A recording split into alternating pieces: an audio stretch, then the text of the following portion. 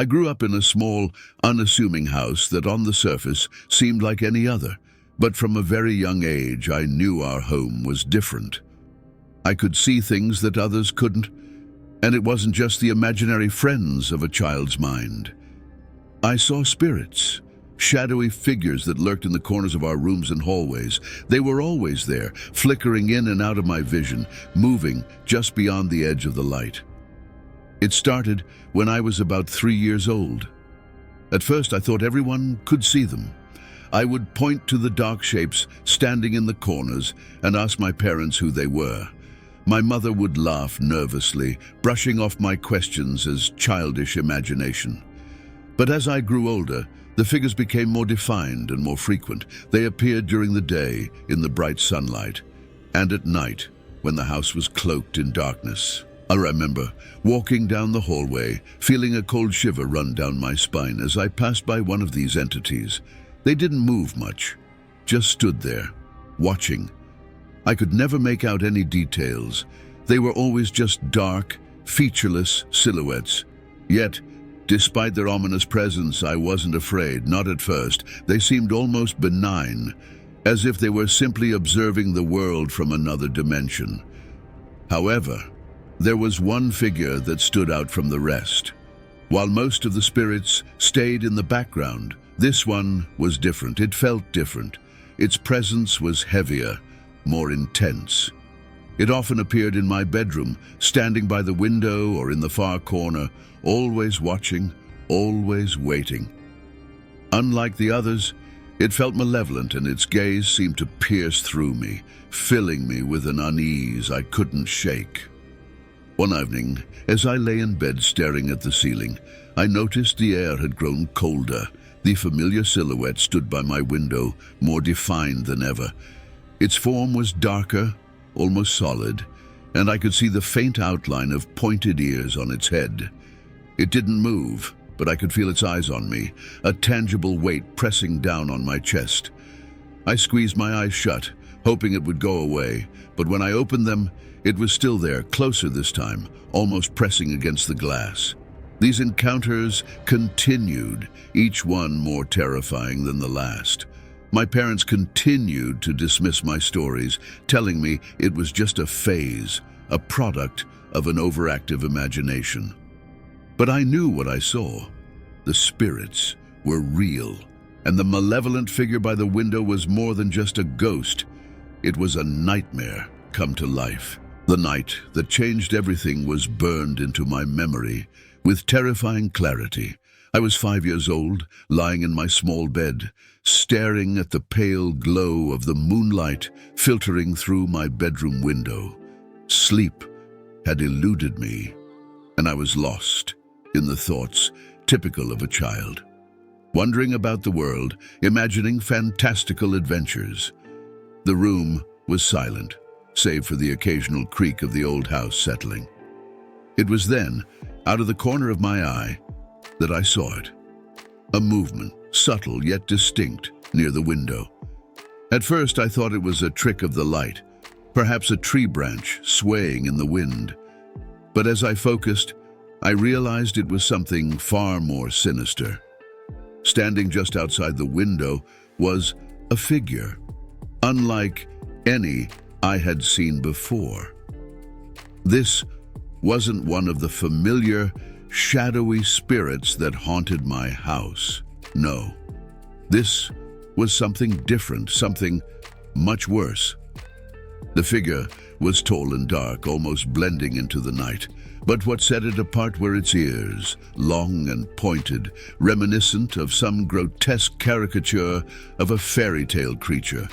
Its eyes, though obscured by shadow, seemed to glow with a faint, malevolent light.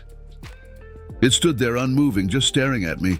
My heart pounded in my chest, a primal fear gripping me in a way I had never experienced before.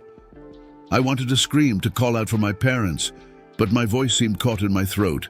I was paralyzed, unable to look away from the horrifying figure.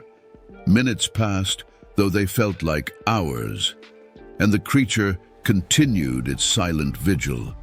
Then, without warning, it began to move, slowly, Deliberately, it started to walk back and forth outside my window, its gaze never leaving mine. Each time it passed, it would pause and lean closer, as if trying to peer into my very soul. The terror I felt was unlike anything I had known. My body trembled uncontrollably, and tears streamed down my face. I clutched my blanket tightly, as if it could somehow protect me from the nightmare unfolding outside my window. I shut my eyes tightly, praying that when I opened them, the creature would be gone, but each time I dared to peek, it was still there, closer than before. The night dragged on, and I was caught in a horrifying cycle of closing my eyes and opening them to the same dreadful sight. Eventually, exhaustion overcame me, and I fell into a fitful sleep, haunted by dreams of the pointed-eared figure. When I awoke the next morning, the creature was gone, but the memory of its presence lingered, a dark shadow cast over my childhood. I tried to tell my parents, but they dismissed it as a bad dream, a figment of an overactive imagination. Yet, I knew better. The creature was real, and it had marked me. This was only the beginning of a haunting that would continue to plague me. A relentless reminder that the world is far more terrifying than we dare to believe. As days turned into weeks, the creature's visits became a terrifying routine. Every night, as the house fell into a deep, slumbering silence, I would lie awake waiting for the inevitable. The figure with pointed ears seemed to know when I was alone and vulnerable. It always appeared at the same time, just as the moon reached its zenith, casting an eerie glow through my bedroom window. The creature's movements were slow and deliberate. It would emerge from the shadows at the edge of the yard, almost blending with the darkness, then make its way toward my window. Each step it took was measured, as if it relished the fear it instilled in me.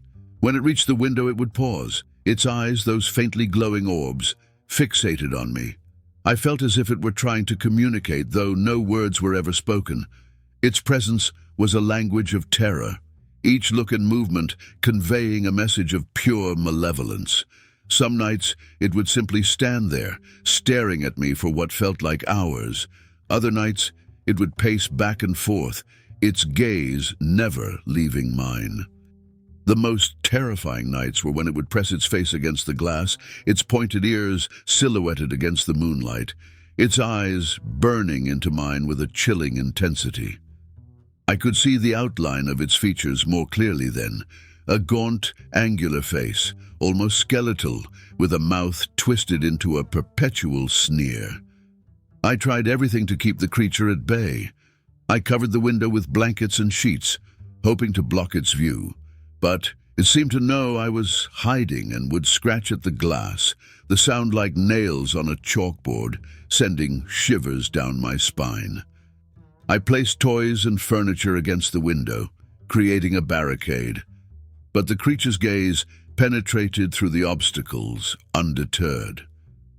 During the day, I would examine the window, looking for any sign of its visits, footprints, smudges on the glass, anything that could prove it was real. But there was nothing. It was as if the creature existed only in the realm of night, leaving no trace of its haunting presence. This lack of evidence made it even more horrifying. I began to doubt my own sanity, wondering if it was all in my head. Yet the fear I felt was undeniably real. I stopped sleeping. The fear of what I would see kept me awake, my eyes wide open, staring at the window. Every creak of the house, every rustle of leaves outside, sent my heart racing, convinced it was the creature returning. I could no longer distinguish between reality and nightmare. The lines had blurred, and the creature dominated my every thought. One particularly dreadful night, the creature did something it had never done before. As it stood at the window, it raised a bony hand and pointed directly at me. My blood ran cold, and I felt a scream rising in my throat, but no sound came out. The gesture was clear. It knew I was watching, and it was coming for me. That night, I finally understood that this wasn't a mere haunting. It was a predatory game, and I was its chosen prey. The creature's behavior was methodical, calculated to drive me to the brink of madness. Each night, its actions grew bolder, and my terror deepened. I was trapped in a cycle of fear, unable to escape the gaze of the creature that haunted my nights and filled my days with dread. As the creature's visits grew more frequent and terrifying, I found myself desperately trying to rationalize what was happening. My young mind struggled to make sense of the horror that unfolded each night. I told myself it was just a bad dream, a figment of my imagination running wild in the darkness. Yet, no matter how hard I tried to believe this, the fear that gripped me was too real to dismiss. I began to search for logical explanations. Perhaps it was a neighbor playing a cruel prank or an animal casting strange shadows in the moonlight.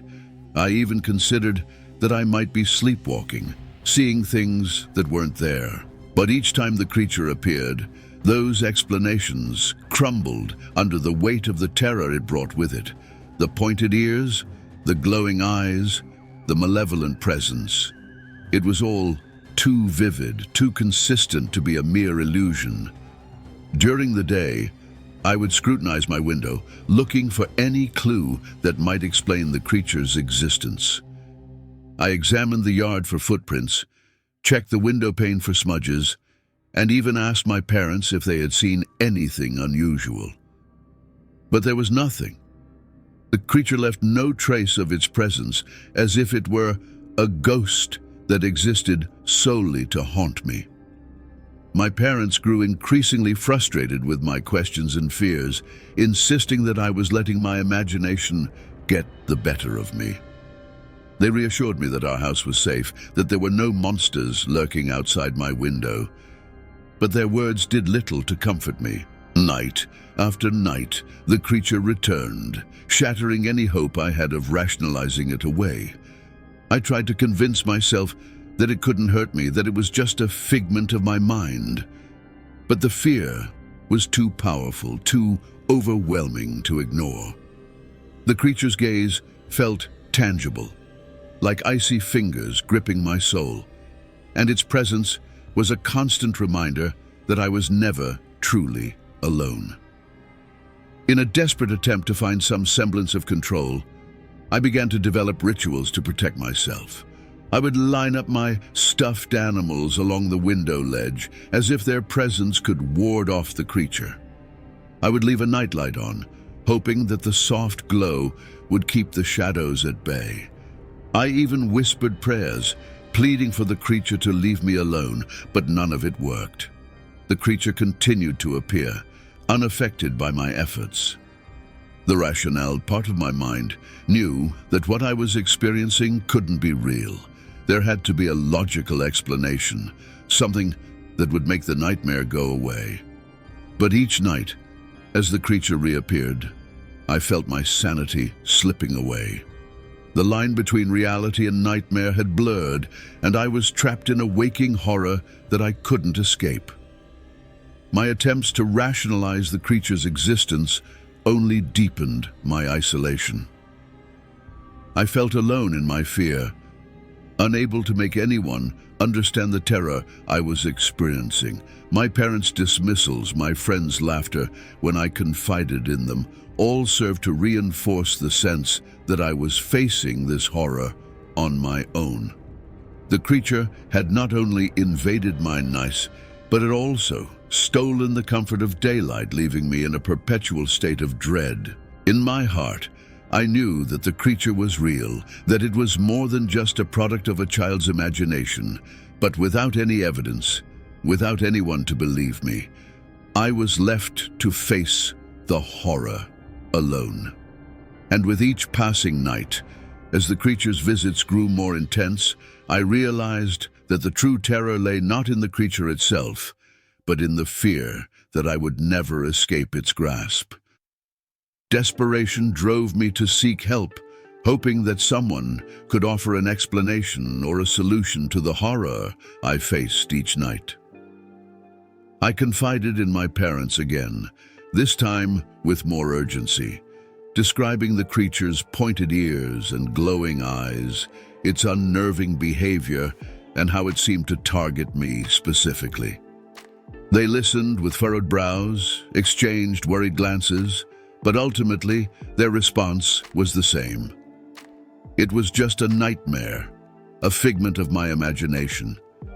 They told me to be brave, to face my fears, and assured me that nothing could harm me in our home. Feeling unheard and helpless, I turned to my friends at school.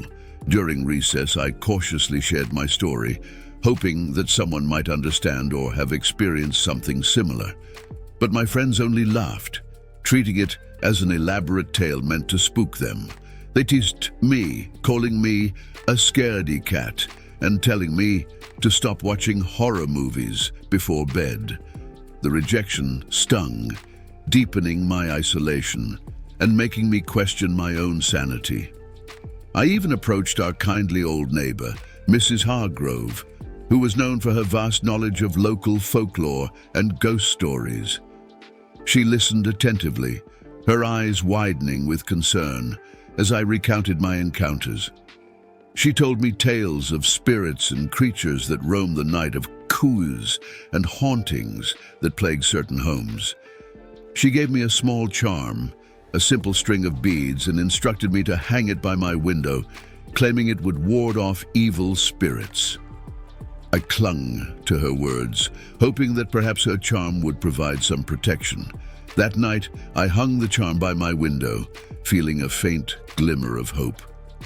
But as the hours passed and the moon climbed higher in the sky, the familiar dread set in. I lay in bed, clutching my blanket, my eyes fixed on the charm. It swayed gently in the breeze, casting tiny shadows on the wall. Just as I began to think that maybe, just maybe, the charm might work, the creature appeared. Its pointed ears and glowing eyes emerged from the darkness, and it stared at me with that same malevolent intensity. The charm did nothing to deter it. If anything, the creature seemed almost amused by my futile attempt to protect myself. With nowhere else to turn, I sought refuge in books and research, scouring the library for any information on spirits, hauntings, and supernatural beings. I read about folklore from different cultures, about protective rituals and ancient symbols meant to guard against evil. I tried everything I could find: salt lines by the window, sage smudging, even leaving offerings of food outside. But no matter what I did, the creature remained, undeterred and relentless. My nights were filled with terror, my days with exhaustion and anxiety. I became withdrawn, my schoolwork suffered, and I lost interest in the things I once enjoyed. My parents grew increasingly worried about my behavior, yet still dismissed the cause of my distress. They took me to a therapist, hoping that professional help might uncover the root of my fears. I sat through sessions, talking about my nightmares and the creature, but the therapist's reassurances that it was all in my mind did little to ease my terror. Despite the lack of support and the failure of every protective measure I tried, I refused to give up. Deep down, I knew the creature was real, that it wasn't just a figment of my imagination. I became determined to find a way to stop it, to reclaim my nights from the terror that had invaded them, and though I didn't yet know how, I vowed that I would one day confront the creature and end its haunting once and for all. Seeking help had not brought the relief I hoped for, but it had given me a resolve. I was no longer a passive victim of the creature's torment. I was a warrior, ready to face my fear head-on.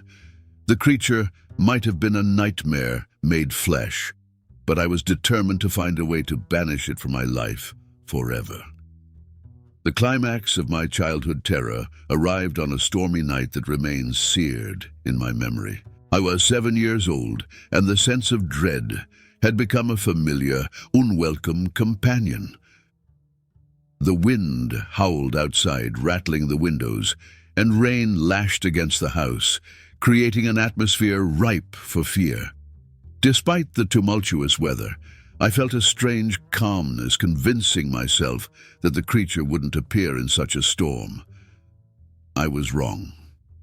As the clock ticked closer to midnight, the room seemed to grow colder, a chill that seeped into my bones. I lay in bed, eyes fixed on the window, watching the rain streak down the glass. The room was lit by sporadic flashes of lightning, casting eerie shadows that danced across the walls. Suddenly, in one of those fleeting illuminations, I saw it. The creature standing right outside my window, more defined and menacing than ever before. This time, it wasn't just standing still. The creature pressed its face against the glass, its eyes glowing with a terrifying intensity. I could see its gaunt features clearly, the hollow cheeks, the twisted mouth, and those pointed ears that had haunted my nightmares. It raised a skeletal hand and began to tap on the window, a slow, deliberate rhythm that echoed the pounding of my heart. The sound was maddening, a horrifying metronome that measured the beats of my escalating fear. Panic surged through me, and I screamed a blood-curdling cry that pierced the stormy night. My parents rushed in, their faces pale with worry. They tried to comfort me, turning on the lights and inspecting the window, but the creature had vanished, leaving no trace of its presence. My father checked outside, finding nothing but the pouring rain and windswept yard. They assured me it was just a nightmare, a product of the storm and my imagination. But I knew better. The creature was real, and it had crossed a new boundary by interacting with me.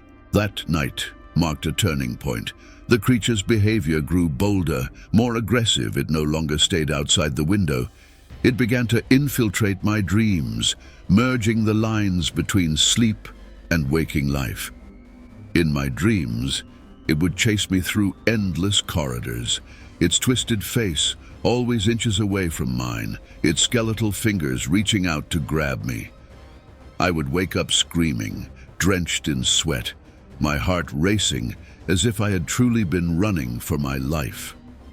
The trauma of that night and the subsequent nightmares took a toll on me. I became withdrawn, fearful of the dark and even my own shadow. Every creak of the house, every gust of wind outside, sent waves of terror through me. I avoided the window at all costs, terrified of seeing the creature's face pressed against the glass again.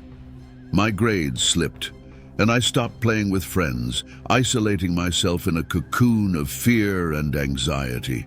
My parents, increasingly worried, sought more help. They brought in a spiritual advisor who performed rituals and blessings throughout the house, claiming to cleanse it of any malevolent spirits.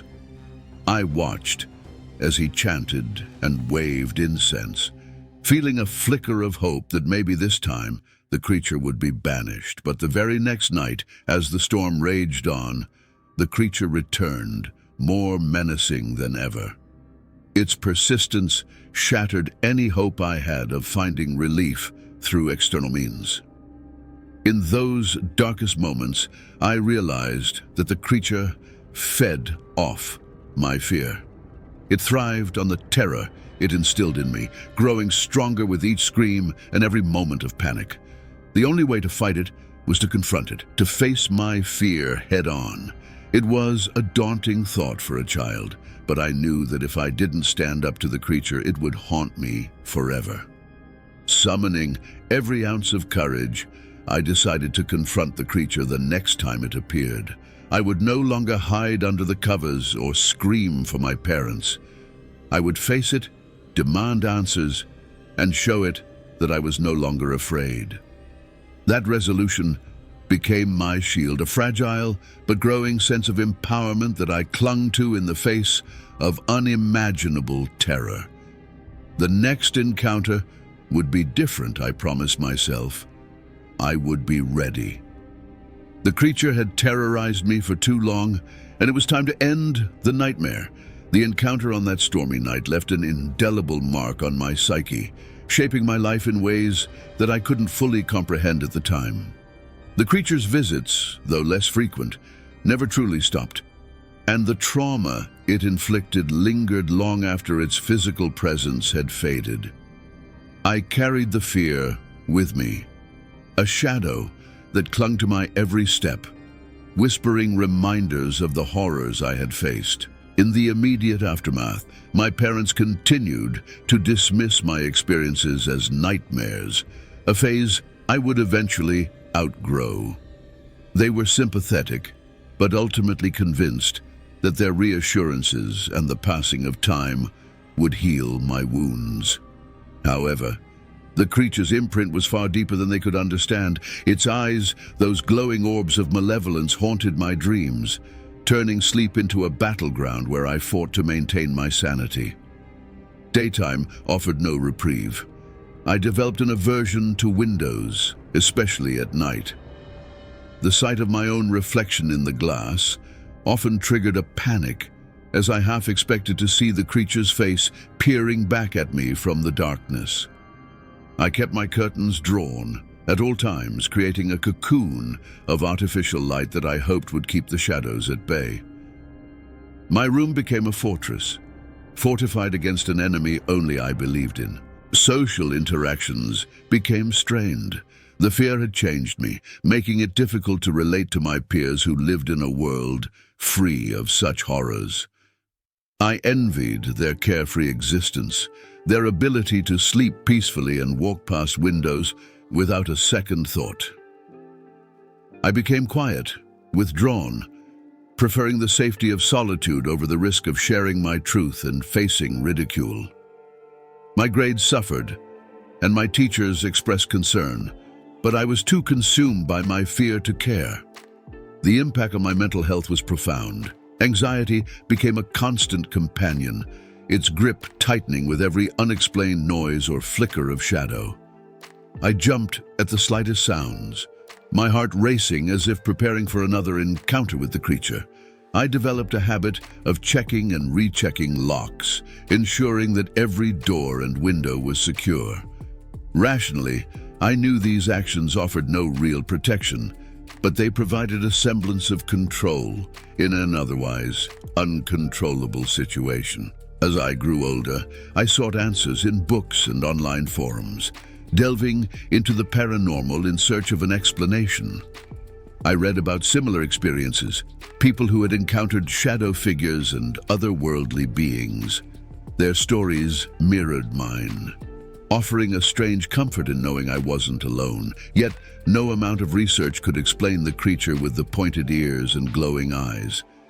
It remained an enigma, a personal demon that refused to be categorized or understood. The fear began to manifest in physical ways as well. I developed stress-related ailments, headaches, stomach aches, and a constant sense of fatigue. My body bore the brunt of the terror, reacting to the psychological strain with symptoms that puzzled doctors and added to my sense of helplessness.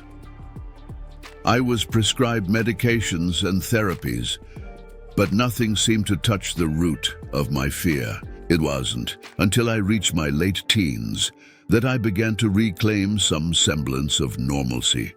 Determined to not let the creature dominate my life any longer, I forced myself to confront my fears. I started small, leaving a window uncovered for a few minutes, walking past darkened rooms without rushing. Each small victory chipped away at the creature's hold on me, though the fear never entirely disappeared. Even now, as an adult, the memory of the creature lingers. It has become a part of me, a dark undercurrent that I've learned to navigate. I still avoid looking out of windows at night, and I sleep with a light on, a habit that has become second nature. But I've also found strength in my experiences, a resilience born from facing unimaginable terror and surviving. The creature, whether a product of my imagination or a true entity, taught me the depths of human fear and the strength required to overcome it. It shaped my childhood, casting long shadows over my formative years, but it also forged a will to fight, to endure, and to reclaim my life from the darkness. And in that struggle, I found a part of myself I never knew existed, a warrior ready to face the unknown, no matter how terrifying it might be. As I grew older, the vivid memories of my childhood encounters with the creature gradually softened, becoming shadows in the recesses of my mind. However, they never fully disappeared. They lingered, like scars that had healed but left a lasting mark. In reflecting on those experiences, I began to understand how deeply they had shaped me, influencing my fears, my behaviors, and ultimately, my perception of the world. The creature, with its pointed ears and glowing eyes, had been a constant companion during my formative years. It taught me about fear in its purest form, a fear that was all-consuming and irrational, yet profoundly real. In the years that followed, I sought to make sense of it all, to find a rationale that could explain why I had been singled out by this malevolent presence. My search for answers led me down various paths, exploring psychology, paranormal studies, and even diving into historical accounts of similar hauntings. In my quest, I discovered that I was not alone. Many people had encountered their own versions of the creature, entities that defied explanation and rational thought. Sharing my story with others who had similar experiences brought a sense of solace and validation. It was a reminder that while my fear was deeply personal, it was also part of a larger, inexplicable tapestry of human experience. I also found solace in creative expression. Writing about my encounters became a therapeutic outlet, a way to exorcise the lingering demons. I penned short stories and essays, each one a reflection on the terror I had lived through. These writings allowed me to confront my fears head-on, to transform them from something that controlled me into something I could control. They became a way to reclaim my narrative, to take ownership of my past and its impact on my present. Looking back, I realized that the creature had not just been a source of terror, it had also been a catalyst for growth. It forced me to develop a resilience and strength that I might not have discovered otherwise. In facing the creature night after night, I'd learned to confront my fears, to find courage in the face of the unknown. This strength carried over into other aspects of my life, helping me navigate challenges and uncertainties with a newfound sense of fortitude. The lingering effects of my encounters with the creature also had a profound impact on my relationships. Initially, the fear had isolated me, making it difficult to connect with others. But as I grew older and more open about my experiences, I found that sharing my story fostered deeper connections. People were drawn to the vulnerability and honesty in my tales, and I discovered that my fear, once a source of isolation, could also be a bridge to understanding and empathy. Despite the trauma, I came to appreciate the lessons the creature had imparted. It had shown me the darker side of existence, the part of life that is often hidden and denied. But in doing so, it also highlighted the importance of light, of hope, and of the human spirit's capacity to endure. I learned that fear, while powerful, is not insurmountable. It can be faced, challenged, and ultimately transformed. In reflecting on those harrowing nights, I also acknowledged the mysteries that remain unsolved. What was the creature? Why did it choose to haunt me? These questions linger, unanswered, but I've made peace with the uncertainty. Some mysteries, I realized, are meant to remain just that, mysteries. They remind us of the limits of our understanding and the vastness of the unknown. As I moved forward in life, I carried the memory of the creature with me, not as a burden, but as a testament to my resilience. It became a part of my story, a chapter that shaped who I am today. And while I no longer feared the creature, I respected the profound impact it had on my journey. It was a reminder that even in the darkest of times, there is strength to be found, lessons to be learned, and a light that eventually pierces through the darkness.